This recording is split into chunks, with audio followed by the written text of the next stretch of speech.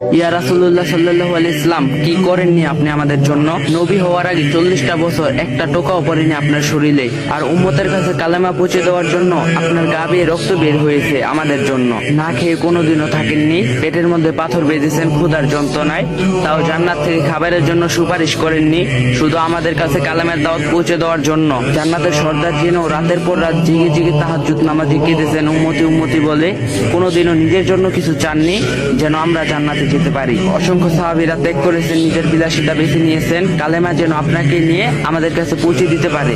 কালেমা। ইয়া রাসূলুল্লাহ সাল্লাল্লাহু আলাইহি ওয়াসাল্লাম, মেরাজের রাতে যখন জান্নাত দেখেছিলেন, চাইলে আপনি সেই জান্নাতে থেকে যেতে পারতেন, কিন্তু আপনি উম্মতদের জন্য ফিরে এসেছেন। জাহান্নাম দেখার পর বারবার উম্মতদের কথা ভেবে চোখ দিয়ে পানি ফেলছিলেন। ইয়া রাসূল, যেদিন আজরাইল আলাইহিস সালাম এসেছিলেন জান কবজ করতে, আপনার কাছে অনুমতি চেয়েছিলেন, আপনি বলেছিলেন, ভাই আজরাইল, আমি চলে যাওয়ার পর আমার উম্মতদের কি হবে?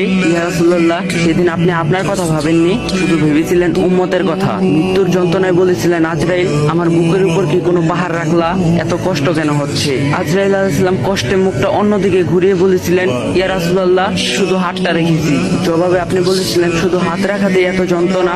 জিবরাইল, যত কষ্ট দেবার আমাকে দাও, আমার উম্মতকে কোনো কষ্ট দিও না। শুধু এই দুনিয়াতে না, কিয়ামতের দিন যখন সকল মানুষ ছোটাছুটি করবে এক নবীর কাছে, সব নবীগণ বলবে, ইয়া নফসি ইয়া নফসি, একমাত্র আপনিই বলবেন, ইয়া উম্মতি ইয়া উম্মতি ইয়া উম্মতি। সেই দিনও আপনি কাঁদতে কাঁদতে লুটিয়ে পড়বেন সিজদায় আর বলবেন, আল্লাহ, আমার উম্মতদেরকে বাঁচান। আর আমরা সেই উম্মতরা আজ শুধু ঘুম, জেনা, বেবিচার, পরকীয়া, ঢোল বাজনা, বেপরদা, বেহায়া, নাফরমানিতে লিপ্ত।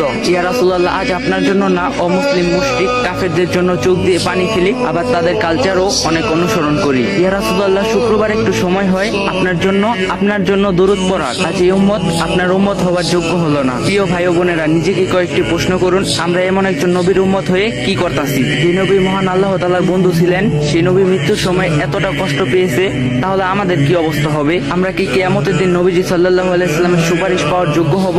ভাবুন তো, মহান আল্লাহ পাক এবং নবীজি সাল্লাল্লাহু আলাইহি সাল্লাম যদি আমাদের থেকে একটাবার মুখ ফিরিয়ে নেয়, তাহলে আমাদের কি অবস্থা হবে? তো গাইস, যদি ভিডিওটা ভালো লাগে অবশ্যই কমেন্ট বক্সে বলে যাবেন, আর ভিডিওটা কপি লিংক আর শেয়ার করে দিবেন, যাতে অন্য আরেকজন দেখতে পারে।